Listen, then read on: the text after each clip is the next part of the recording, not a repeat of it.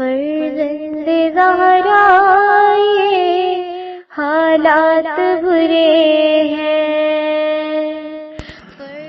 کاشانۂ بصیرت ایک ایسا مکمل یوٹیوب چینل جس پر محروم بصارت کے لیے بالخصوص اور تمام افراد کے لیے بالعموم سینکڑوں کی تعداد میں اسلامی کتب دستیاب ہیں۔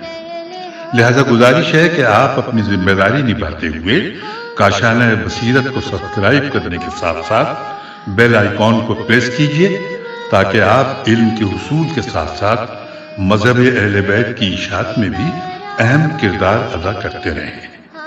کاشانۂ بصیرت، کاشانۂ بصیرت، کاشانۂ بصیرت۔ فرزند زہرا یہ حالات برے ہیں۔ اعوذ باللہ من الشیطان الرجیم، بسم اللہ الرحمن الرحیم۔ رب اشرح لی صدری ویسر لی امری واحلل عقدۃ من لسانی یفقہوا قولی۔ اللہم صلی علی محمد وآل محمد وعجل فرجہم۔ کاشانۂ بصیرت کے انتہائی قابل احترام سامعین، السلام علیکم ورحمۃ اللہ وبرکاتہ۔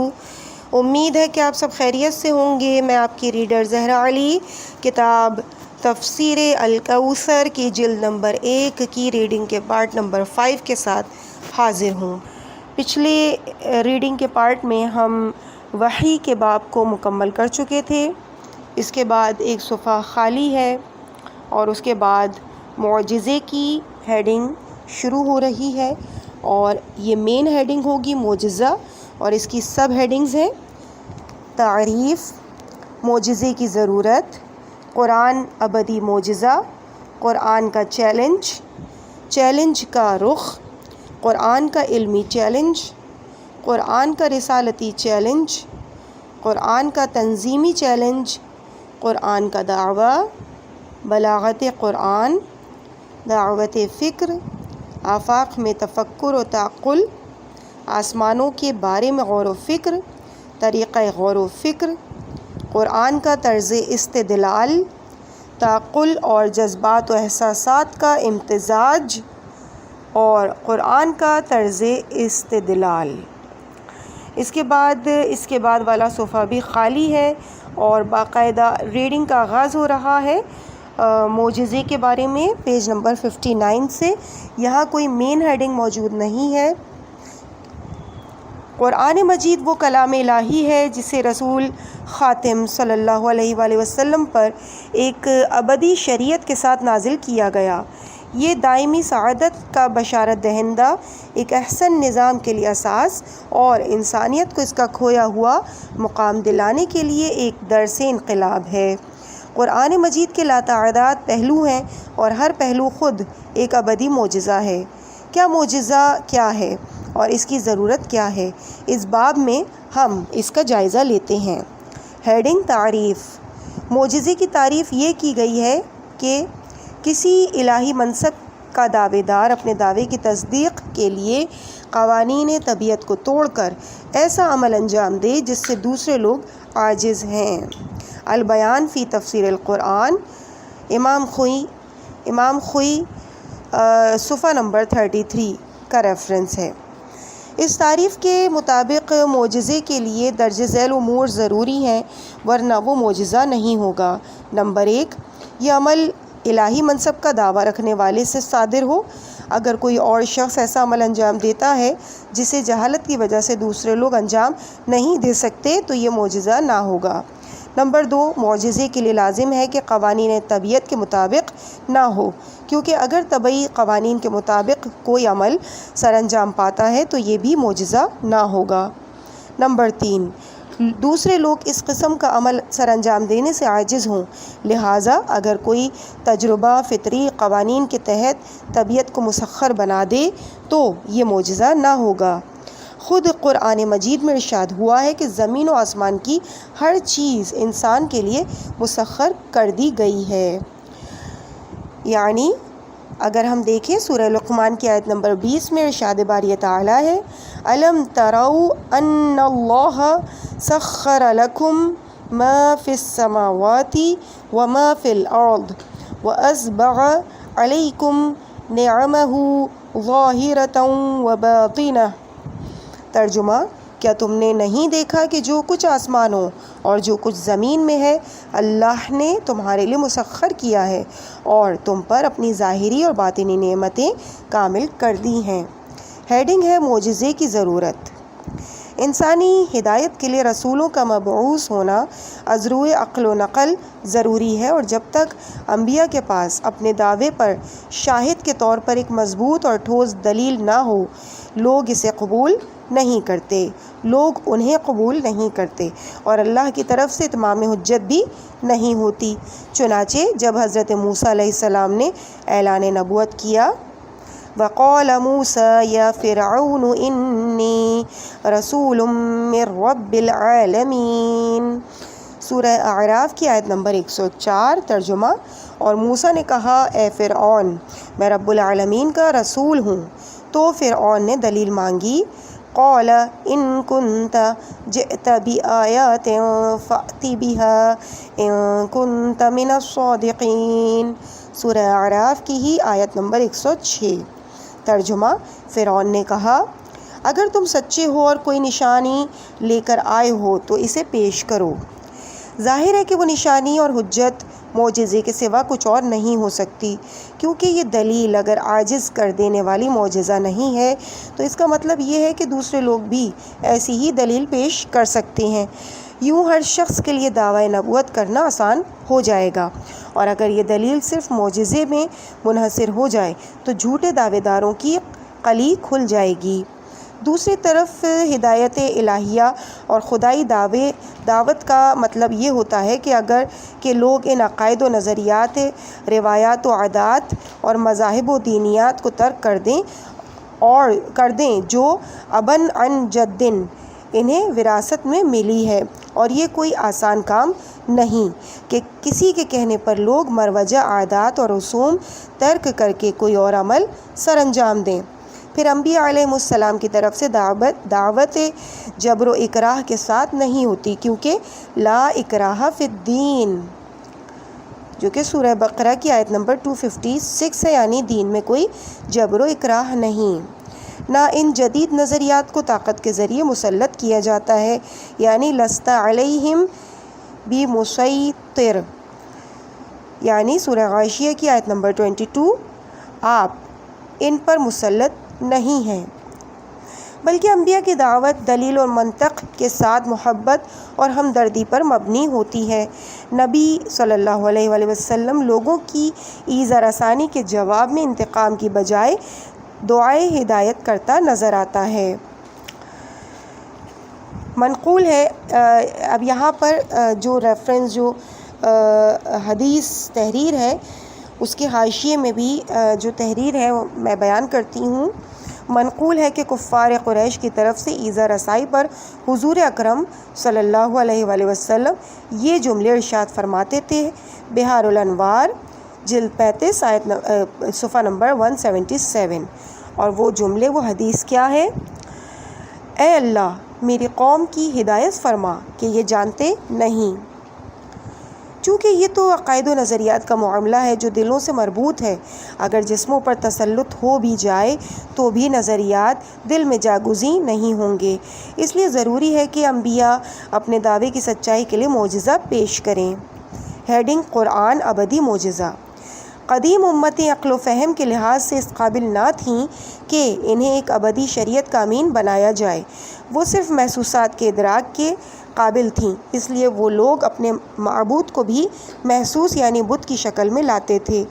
ان کی طرف انبیاء بھیجے گئے تو انہیں جو معجزے دیے گئے وہ بھی محسوس معجزات تھے، عصائے موسیٰ، ید بیضا، شق دریا اور مردوں کو زندہ کرنا وغیرہ محسوس معجزات تھے۔ انسانیت جب عقل و ادراک کے ارتقائی منازل طے کرتے ہوئے اس قابل ہو گئی کہ ایک ابدی شریعت اور دائمی دستور حیات کی امین بنائی جائے تو اسے جو معجزہ قرآن کی شکل میں دیا گیا وہ معجزہ بھی ہدایت و رحمت بھی ہے، اور شفا بھی، اور ساتھ ایک نظام حیات بھی۔ معجزے کی اہمیت اور عظمت دعوے کی اہمیت و عظمت سے مربوط ہے۔ ان دونوں میں تناسب بھی ضروری ہے۔ اگر دعویٰ محدود ہے تو معجزہ بھی محدود ہی ہوگا، اگر دعویٰ وقتی ہے تو معجزہ بھی وقتی ہوگا، لیکن اگر دعویٰ ابدی ہے تو معجزہ بھی ابدی ہوگا۔ چنانچہ حضرت موسیٰ علیہ السلام کو اپنے دور کا معجزہ دیا گیا، یعنی سحر و ساحری کا توڑ۔ حضرت عیسیٰ کو ان کے زمانے کا معجزہ دیا گیا، یعنی طب و مسیحائی، مگر چونکہ ان دعووں میں ابدیت نہ تھی اس لیے ان کا معجزہ بھی انہی کے زمانے تک محدود تھا۔ لیکن رسالت مآب صلی اللہ علیہ وآلہ وسلم کی نبوت و رسالت ایک ابدی اور ہمہ گیر رسالت تھی، اس لیے آپ صلی اللہ علیہ وآلہ وسلم کو ایسا معجزہ عطا ہوا جو کسی حد بندی میں محدود نہیں، لہٰذا معجزہ رسول یعنی قرآن افراد، زمان، مکان اور موضوع کے اعتبار سے جامع ہمہ گیر اور ابدی ہے۔ دیکھیے نمبر 1، اب یہاں پہ پوائنٹس کی شکل میں تحریر ہے۔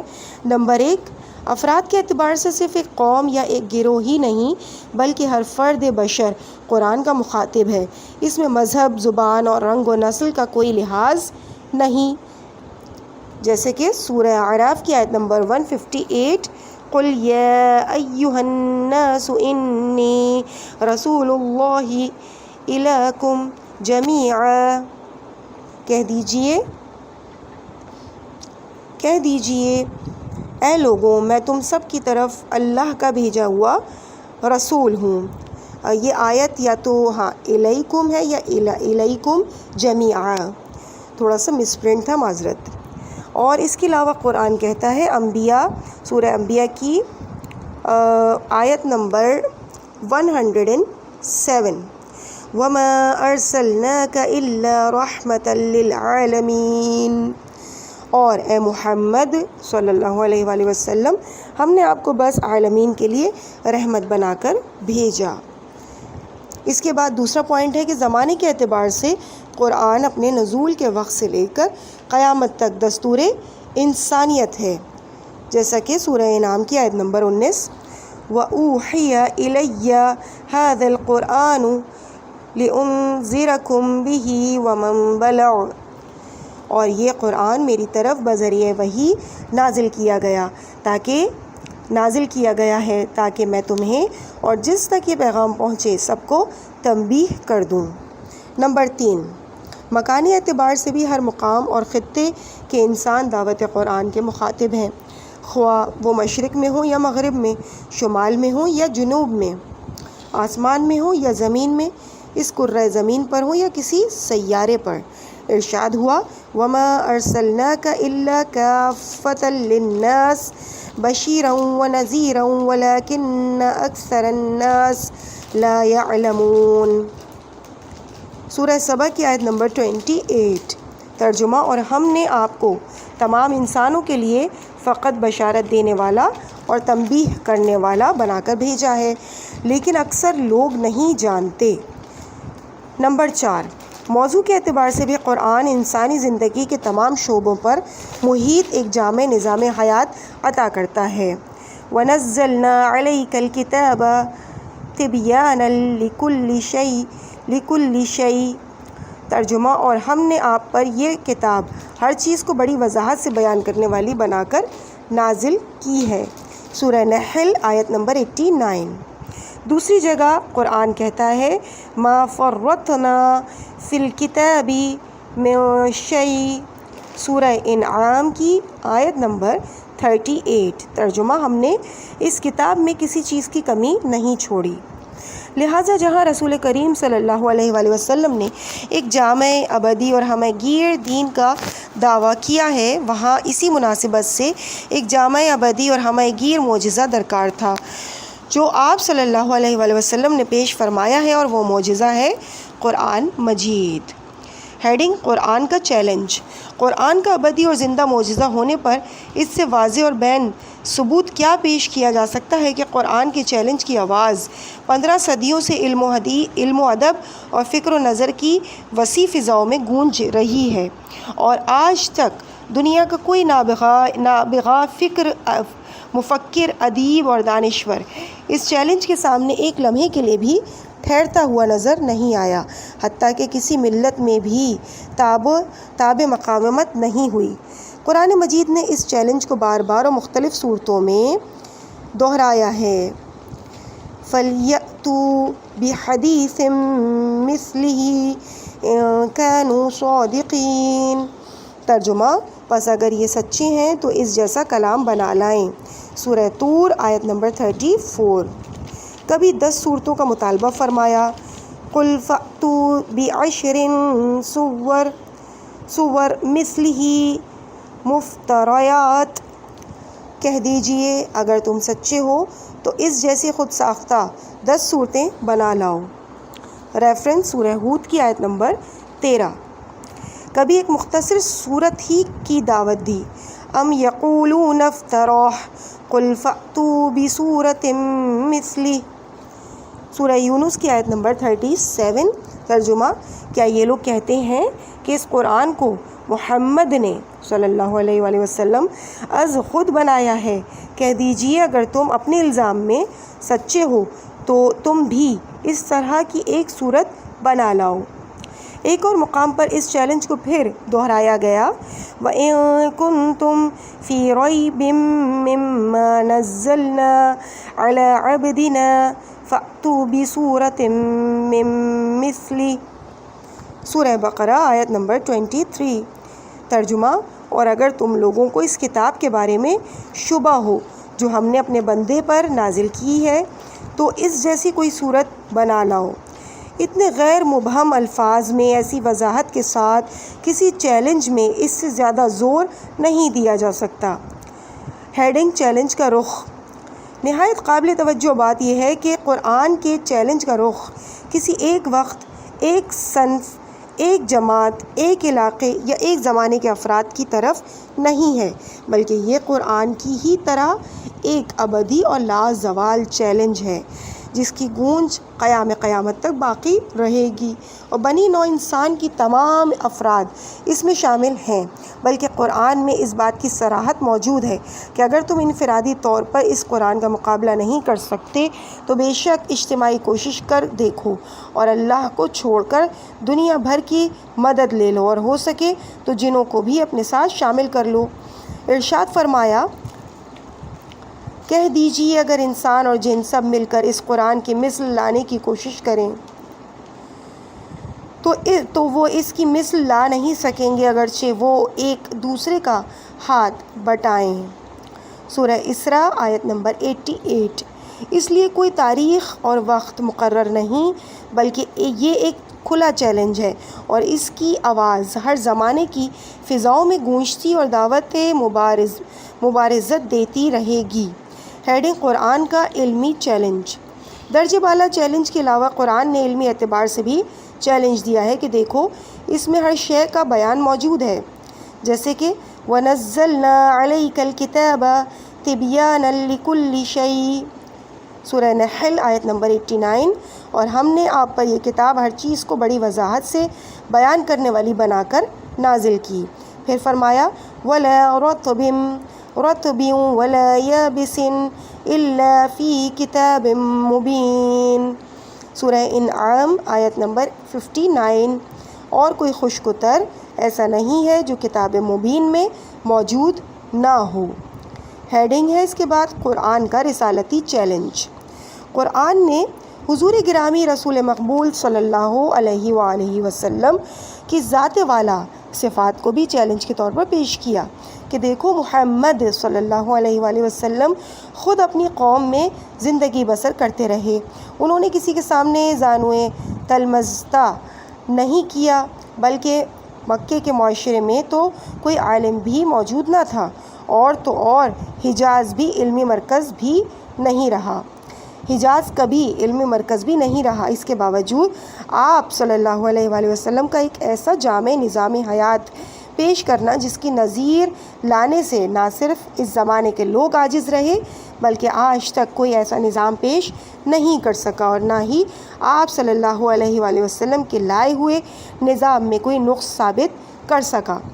یہ سب کچھ خود ایک کھلا چیلنج ہے، اور اسے قرآن یوں بیان کرتا ہے، قُل لَوْ شَاءَ اللَّهُ مَا تَلَوْتُهُ عَلَيْكُمْ وَلَا أَدْرَاكُمْ بِهِ فَقَدْ لَبِثْتُ فیکم عمرا من قبل افلا تعقلون۔ سورہ یونس کی آیت نمبر 16۔ ترجمہ: کہہ دیجیے اگر اللہ چاہتا تو میں یہ قرآن تمہیں پڑھ کر نہ سناتا اور نہ ہی اللہ تمہیں اس سے آگاہ کرتا، اس سے پہلے میں تمہارے درمیان ایک عمر گزار چکا ہوں، کیا تم عقل سے کام نہیں لیتے؟ چنانچہ 40 سال آپ صلی اللہ علیہ وآلہ وسلم نے اس قوم میں زندگی بسر کی، اور اس عرصے میں آپ نے نہ کوئی شعر کہا، نہ خطبہ دیا اور نہ کوئی اور غیر معمولی ہنر دکھایا، اور پھر دفعتاً قرآن جیسی عظیم کتاب اور اسلام جیسا جامع نظام حیات پیش کر دیا، ایسی مثال جو اس جہاں میں کوئی بھی پیش نہیں کر سکتا۔ ہیڈنگ: قرآن کا تنظیمی چیلنج۔ رسول کریم صلی اللہ علیہ وآلہ وسلم نے یہ قرآن 23 سال کی مدت میں پیش فرمایا۔ اس دوران آپ مختلف حالات سے گزرے، مکی دور میں ظلم و تشدد کا مقابلہ کیا اور فاقہ کشی اور تنگ دستی سے بھی دوچار رہنا پڑا۔ ایک مدت تک شیب ابی طالب میں پوری دنیا سے منقطع ہو کر زندگی گزاری۔ مدنی زندگی میں قدرے بہتر حالات تھے مگر مختلف جنگوں سے دوچار تھے۔ ان بدلتے ہوئے حالات میں اگر محمد صلی اللہ علیہ وآلہ وسلم عربی صرف انسانی اور بشری حیثیت سے قانون دے رہے ہوتے تو یقیناً اس طویل عرصے میں دیے جانے والے قانون کے اجزاء اور مختلف شقوں میں اختلافات اور تضاد آ جاتا۔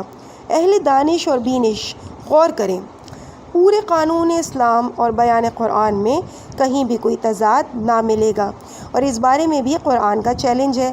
افلا یتدبرون القرآن ولو کان من عند غیر اللہ لوجدوا فیہ اختلافا کثیرا۔ سورہ نساء کی آیت نمبر 82۔ ترجمہ: کیا یہ لوگ قرآن میں غور نہیں کرتے؟ اور اگر یہ اللہ کے سوا کسی اور کی طرف سے ہوتا تو یہ لوگ اس میں بڑا اختلاف پاتے۔ ہیڈنگ: بلاغت قرآن۔ قرآن کی فصاحت اور بلاغت۔ فصاحت و بلاغت کے لیے یہی بات کافی ہے کہ آج تک کوئی اس جیسی ایک صورت بھی نہیں بنا سکا، جبکہ قرآن عربی زبان میں ہے، اور یہ زبان سلاست الفاظ اور جزالت معنی کے اعتبار سے دنیا کی تمام زبانوں سے زیادہ پرمایہ زبان ہے۔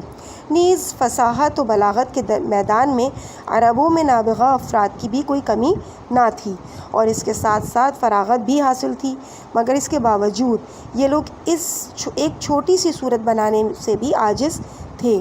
اس کی وجہ یہ ہے کہ کلام الہی میں ایک لفظ کی جگہ بدلنے سے بھی نہ صرف آیت کے معنی درہم برہم ہو جاتے ہیں بلکہ اس کی طرز اور روح کلام بھی تبدیل ہو جاتی ہے، اور یہی بات کلام الہی کے معجزہ ہونے کا معیار ہے۔ غیر اللہ کے کلام میں ایک لفظ کی جگہ دوسرا لفظ آنے سے ممکن ہے کہ کلام کی فصاحت و بلاغت میں اضافہ ہو جائے اور اس کے طرز کلام اور روح کلام کا وزن بھی متاثر نہ ہو، مگر کلام الہی میں ایسا ممکن نہیں ہے، کیونکہ یہاں تو فصاحت و بلاغت اپنے عروج پر ہے، اس لیے تبدیلی الفاظ سے اس کا معیار گر تو سکتا ہے مگر اونچا نہیں ہو سکتا۔ چنانچہ ایک شخص نے سورہ حمد کا مقابلہ کرنے کی ایک صحیح لا حاصل کی اور اس میں الحمدللہ سے اللہ نکال کر الرحمن لکھ دیا اور کہا الحمد للرحمن رب العالمین کی جگہ کہا رب الاکوان، اور ملک یوم الدین کی بجائے مالک الدیان کہا، مالک یوم الدین کی جگہ مالک الدیان کہا، اور یوں عبارت تشکیل دی الحمد للرحمن رب الاکوان ملک الدیان لک العبادہ وبک المستعان اہدنا الصراط الایمان۔ حالانکہ اللہ اس میں ذات ہے، وہ تمام اوصاف کا مجموعہ ہے، لہٰذا حمد کی نسبت اس ذات کی طرف ہوتی ہے جس میں تمام اوصاف موجود ہوں، نہ کہ کسی ایک صفت کی طرف۔ اسی طرح لفظ رب کی اضافت عالمین کی بجائے الاکوان کی طرف درست نہیں، کیونکہ الاکوان کون کی جمع ہے اور کون وجود اور حدث پر دلالت کرتا ہے۔ وجود و حدث کی طرف لفظ خلق کی اضافت تو درست ہو سکتی ہے، لیکن یعنی خالق الاکوان کہنا کسی قدر درست ہو سکتا ہے، مگر رب الاکوان کہنا کسی طور پر درست نہیں، جبکہ عالمین کی طرف رب کی نسبت میں اتنے اسرار و رموز ہیں جو اس وقت ہمارے دائرۂ بیان سے باہر ہیں۔ حاشی میں تحریر ہے کہ تفصیل کے لیے دیکھیے البیان فی تفسیر القرآن از امام الخوئی صفحہ نمبر 95۔ اس کے بعد ہیڈنگ ہے دعوت فکر۔ اسلام کی حقانیت میں دیگر ہزاروں دلائل کے علاوہ یہ بات بھی ایک بین دلیل ہے کہ قرآن مجید انسان کو فکر و تدبر، تحقیق و تدقیق اور عقل سے کام لینے کی نہ صرف دعوت دیتا ہے بلکہ اس عمل کو عبادت قرار دیتا ہے اور اسے ترک کرنے والوں کی مذمت کرتا ہے۔ اگر اسلام حق و حقیقت پر مبنی نہ ہوتا تو لوگوں کو فکر و تحقیق میں سے دور رکھنے کی کوشش کرتا، نہیں تو کم از کم اس عمل کی ترغیب تو نہ دیتا، کیونکہ فکر و تعقل سے امر واقع کا انکشاف ہوتا ہے، حقائق سے پردے اٹھ جاتے ہیں اور غلط فہمیاں دور ہو جاتی ہیں۔ ارشاد ہوتا ہے قُلْ سِیرُوا فِی الْأَرْضِ فَانظُرُوا کَیْفَ بَدَأَ الْخَلْقَ، کہہ دیجئے تم زمین میں چل پھر کر دیکھ لو کہ خلقت کی ابتدا کیسے ہوئی۔ ریفرنس سورہ عنکبوت کی آیت نمبر 20۔ سیرو فی الارض دعوت مشاہدہ ہے۔ قرآن اور سائنس دونوں مشاہدے کو معرف انسانی کی اساس قرار دیتے ہیں۔ فانظروا، عقل سے کام لو، اس کا مطلب یہ ہوا کہ مشاہدات و محسوسات کی بنیاد پر عقل کو یہ سمجھنے کا موقع ملے گا کہ کیف بدأ الخلق، اللہ نے پہلی بار مخلوق کو کیسے پیدا کیا۔ اس آیت سے ایک حیرت انگیز یہ بات بھی سامنے آتی ہے کہ قرآن اس طرز سے استدلال کو صحیح قرار دیتا ہے جس میں محسوسات اور مشاہدات پر مبنی عقلی استدلال اور نتیجہ گیری ہو۔ صرف مشاہدہ یا صرف عقلی استدلال سے کسی مفہوم تک رسائی ممکن نہیں ہے، چنانچہ اسی مفہوم کو ایک اور آیت میں مزید وضاحت سے بیان کیا گیا ہے۔ افلم یسیروا فی الارض فتکون لہم قلوب یعقلون بہا، سورہ حج کی آیت نمبر 46۔ کیا یہ لوگ زمین پر چلتے پھرتے نہیں ہیں کہ ان کے دل سمجھنے والے ہو جاتے؟ اس آیت میں دلوں کے تعقل کو سیرو فی الارض کا نتیجہ قرار دیا گیا ہے، جو کہ نہایت قابل توجہ امر ہے۔ اس کے بعد ہیڈنگ ہے آفاق میں تفکر و تعقل، اور اس میں الف ہیڈنگ ہے نباتات۔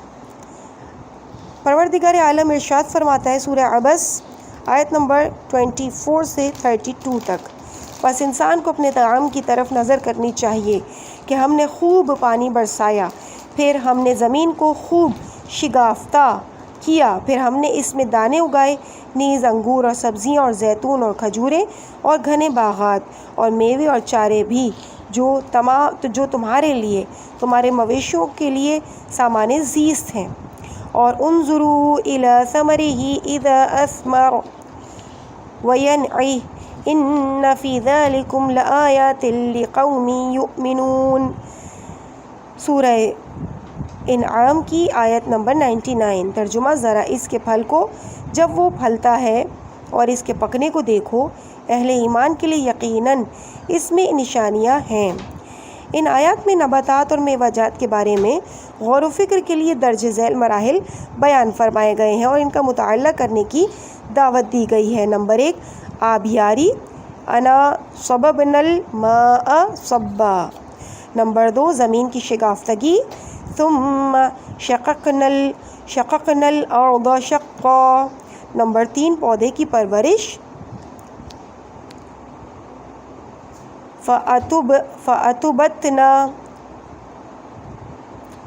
فأنبتنا فیہا۔ نمبر 4، پھل کا آنا، اذا اثمر۔ نمبر 5، پھل کی تیاری، وینعی۔ اس کے بعد بے ہے، یعنی الف تھا نباتات، بے ہے آسمانوں کے بارے میں غور و تعقل۔ اولم ينظروا في ملكوت السماوات والارض وما خلق الله من شيء، سورہ اعراف کی آیت نمبر 185۔ کیا انہوں نے آسمانوں اور زمینوں کی سلطنت اور جو چیزیں اللہ نے پیدا کی ہیں ان میں غور نہیں کیا؟ قل انظروا ماذا في السماوات والارض سورہ یونس کی آیت نمبر 101. کہہ دیجیے آسمانوں اور زمین میں نظر ڈالو کہ ان میں کیا کیا چیزیں ہیں. وَيَتَفَكَّرُونَ فِي خَلْقِ السَّمَاوَاتِ وَالْأَرْضِ وَرَبَّنَا مَا خَلَقْتَ هَذَا بَاطِلًا. سورہ آل عمران آیت نمبر 191. اور آسمانوں اور زمین کی خلقت میں غور و فکر کرتے ہیں اور کہتے ہیں کہ ہمارے پروردگار یہ سب کچھ تو نے بے حکمت نہیں بنایا. اس کے بعد ہیڈنگ ہے طریقہ غور و فکر. آیت ہے سورہ ملک کی آیت نمبر 3 اور 4. ما ترى في خلق الرحمن من تفاوت فارجع البصر هل ترى من فطور ثم ارجع البصر كرتين ينقلب إليك البصر خاسئا وهو حسير. ترجمہ: تو رحمان کی تخلیق میں کوئی بے نظمی نہیں دیکھے گا، ذرا بھی پلٹ کر دیکھو کیا تم کوئی خلل پاتے ہو، پھر پلٹ کر دوبارہ دیکھو تمہاری نگاہ عاجزانہ طور پر تھک کر لوٹ آئے گی.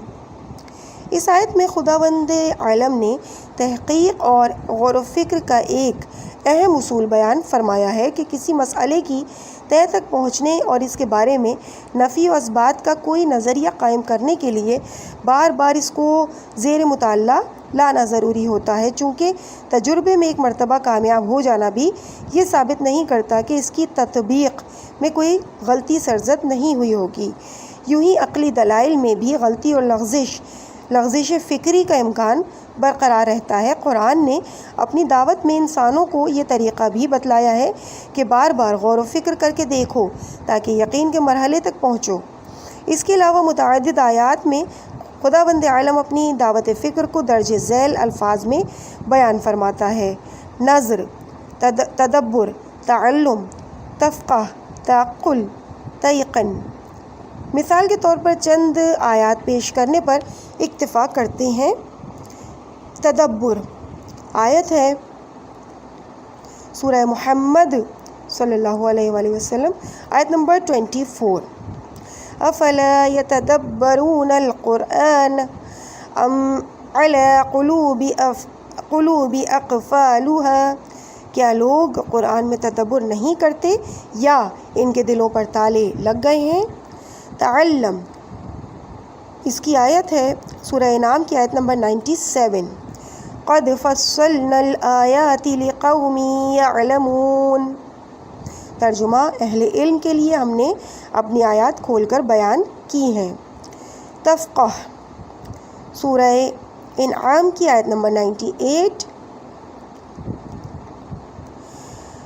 قد فصلنا الآیات لقوم یفقہون.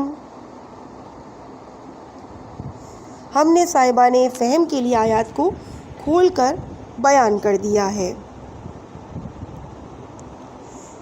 تعقل. آیت ہے سورہ روم کی آیت نمبر 28. كذلك نفصل الآیات لقوم یعقلون. عقل رکھنے والوں کے لیے ہم اس طرح نشانیاں کھول کر بیان کرتے ہیں. تیقن. آیت ہے سورہ بقرہ آیت نمبر 118. قد بین الآیات لقوم یوقنون. ہم نے تو اہل یقین کے لیے کھول کر نشانیاں بیان کی ہیں. قرآن کے تعقل کو سعادت اور نجات کا ذریعہ قرار دیتا ہے اور فرماتا ہے: وَقَالُوا لَوْ كُنَّا نَسْمَعُ أَوْ نَعْقِلُ مَا كُنَّا فِي أَصْحَابِ السَّعِيرِ.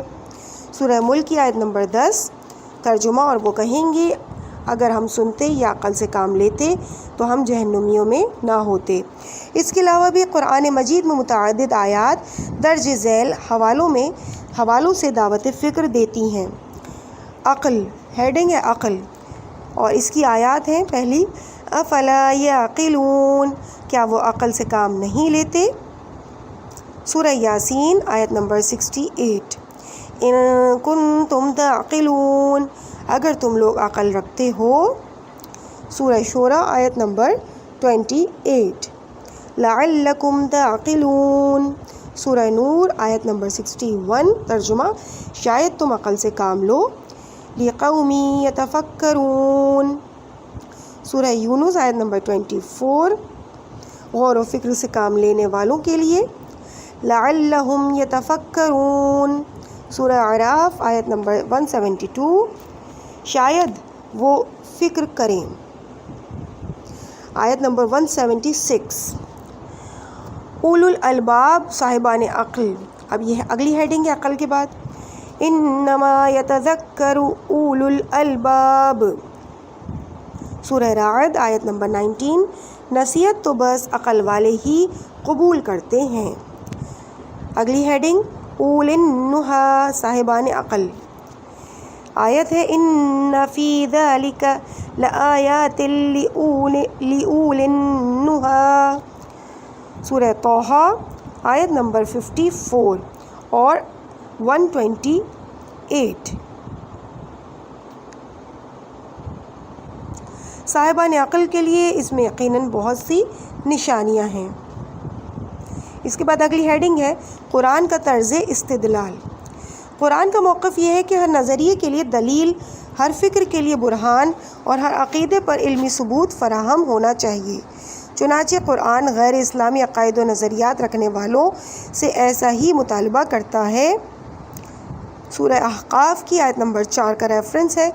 قل ارأیتم ما تدعون من دون اللہ ارونی ماذا خلقوا من الارض ام لهم شرک فی السماوات ائتونی بکتاب من قبل هذا او اثارۃ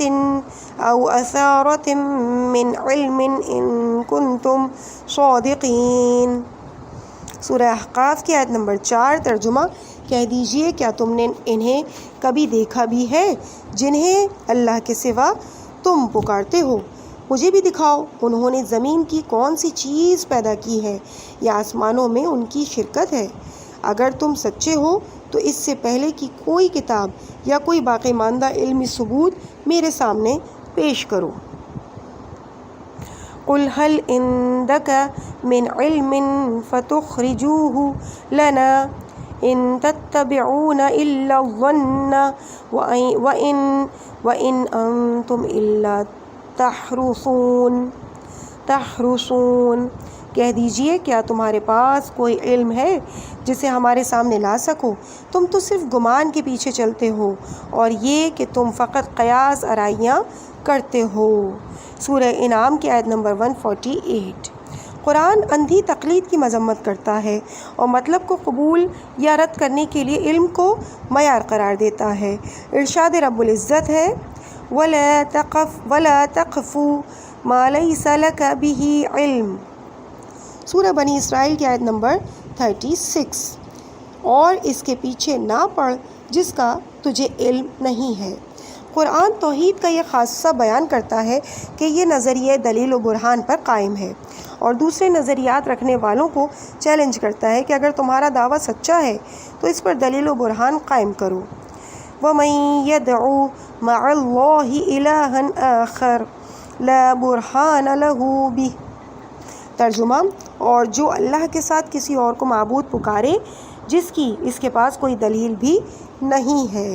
ریفرنس سورہ مومنون کی آیت نمبر 117. أَإِلَٰهٌ مَّعَ اللَّهِ قُلْ هَاتُوا بُرْهَانَكُمْ إِن كُنتُمْ صَادِقِينَ.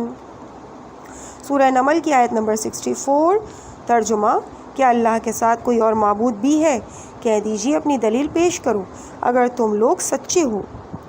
قرآن جہاں علم و یقین کو دلیل کی اساس قرار دیتا ہے وہاں غیر علمی اور غیر یقینی چیزوں کو دلیل سمجھنے کو جاہلیت کا وتیرہ قرار دیتا ہے. یظنون باللہ غیر الحق ظن الجاہلیہ وما يتبع اکثرهم الا ظنا ان الظن لا یغنی من الحق شیئا. سورہ یونس کی آیت نمبر 36. ترجمہ: وہ ناحق اللہ پر زمانہ جاہلیت والی بدگمانیاں کر رہے تھے۔ ان میں سے اکثر محض ظن کی پیروی کرتے ہیں، جبکہ ظن انسان کو حق کی ضرورت سے ذرہ برابر بے نیاز نہیں کرتا۔ یا ایھا الذین آمنوا اجتنبوا کثیرا من الظن ان بعض الظن اثم۔ ترجمہ: اے ایمان والوں، بہت سی بدگمانیوں سے بچو، بعض بدگمانیاں یقیناً گناہ ہیں۔ سورہ حجرات آیت نمبر 16، سورہ حجرات آیت نمبر 12۔ اپنے اسی موقف کی بنیاد پر قرآن سطحی فکر کی مذمت کرتا ہے۔ ام تحسبوا ان اکثرهم یسمعون او یعقلون ان هم الا کالانعام بل هم اضل سبیلا۔ کیا آپ خیال کرتے ہیں کہ ان میں سے اکثر کچھ سننے یا سمجھنے کے لیے تیار ہیں؟ نہیں، یہ لوگ جانوروں کی طرح ہیں، بلکہ ان سے بھی زیادہ گمراہ ہیں۔ سورہ فرقان کی آیت نمبر 44۔ رسول اکرم صلی اللہ علیہ وآلہ وسلم سے روایت ہے کہ آپ نے فرمایا، کچھ دیر کے لیے غور و فکر کرنا 1 سال کی عبادت سے بہتر ہے۔ ریفرنس: بحار الانوار، جلد 61، صفحہ نمبر 325۔ حضرت علی علیہ السلام سے روایت ہے، اللہ کی مخلوقات پر غور و فکر سے بہتر کوئی عبادت نہیں۔ ریفرنس: الاعمال الطوسی، صفحہ نمبر 146۔ حضرت امام جعفر صادق علیہ السلام سے روایت ہے کہ آپ نے فرمایا، اللہ تعالیٰ نے اپنی کتاب میں اپنے بندوں کے ساتھ 2 آیتیں مخصوص فرمائی ہیں: علم سے پہلے کسی کی بات کے قائل نہ ہو اور نہ علم سے پہلے کسی بات کو رد کریں۔ ارشاد الہی ہے کہ کیا ان سے کتاب کا میثاق نہیں لیا گیا تھا کہ وہ اللہ کے بارے میں حق بات کے سوا کچھ بھی نہیں کہیں گے۔ دوسری جگہ ارشاد فرمایا کہ حقیقت یہ ہے کہ انہوں نے اس چیز کو جھٹلایا جو ان کا احاطہ علم میں نہیں ہے، اور ابھی اس کا انجام بھی ان کے سامنے نہیں کھلا۔ ریفرنس: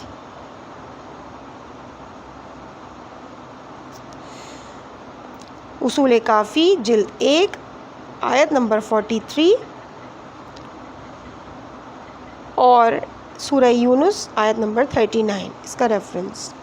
اگلی ہیڈنگ ہے کچھ اس طرح سے: عقل اور جذبات و احساس کا امتزاج۔ ذہنی اور قلبی لحاظ سے انسان میں 2 پہلو ہوتے ہیں، ایک فکری اور دوسرا جذباتی یا احساساتی۔ فکر کا تعلق عقل سے ہے اور احساسات کا تعلق ضمیر و وجدان سے ہوتا ہے۔ فکر کی منزل حق اور حقیقت ہے کہ حق کے متلاشی فکر و عقل سے کام لیتے ہیں، جبکہ احساسات کا ہدف جذبات کو ابھارنا، ذہنی فرحت اور روحانی غذا بہم پہنچانا ہوتا ہے۔ فلسفی اور مفکر عقل کے بارے میں عقل کی باتیں کرتے ہیں اور حقائق کو کھول کر سامنے رکھنے کی کوشش کرتے ہیں، مگر یہ وہ بات کی طرف بالکل متوجہ نہیں ہوتے کہ ان کا کلام کس قدر خشک، پھیکا، پیچیدہ اور تھکا دینے والا ہے، جبکہ شعراء سننے والوں کے جذبات، احساسات کو ابھارنے کی کوشش کرتے ہیں۔ وہ اپنے کلام کی شیرینی سے سامعین کے ذوق سماعت کو محظوظ کرتے ہیں۔ وہ اس طرح کے استعاروں اور تشبیہات سے ان کے ضمیر اور وجدان کو سیراب کرتے ہیں، اور اس بات کی پرواہ نہیں کرتے کہ یہ باتیں حقیقت پر مبنی ہیں یا نہیں۔ چنانچہ وہ دوسروں کو رلاتے ہیں، خود نہیں روتے، دوسروں کو وجد میں لاتے ہیں، خود وجد میں نہیں آتے۔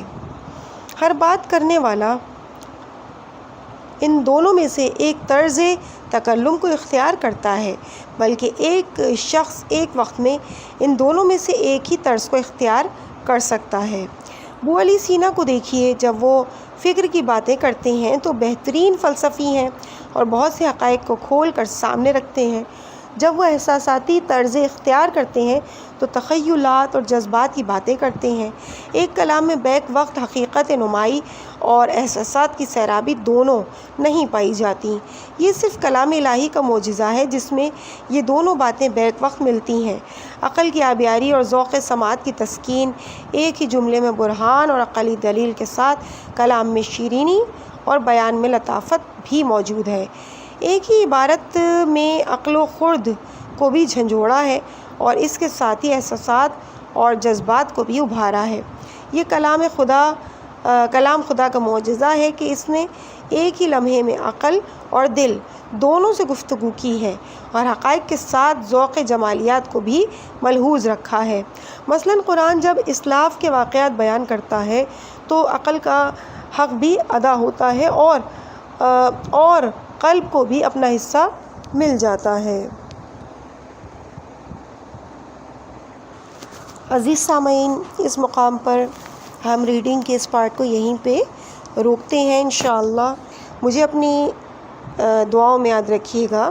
والسلام علیکم ورحمۃ اللہ وبرکاتہ۔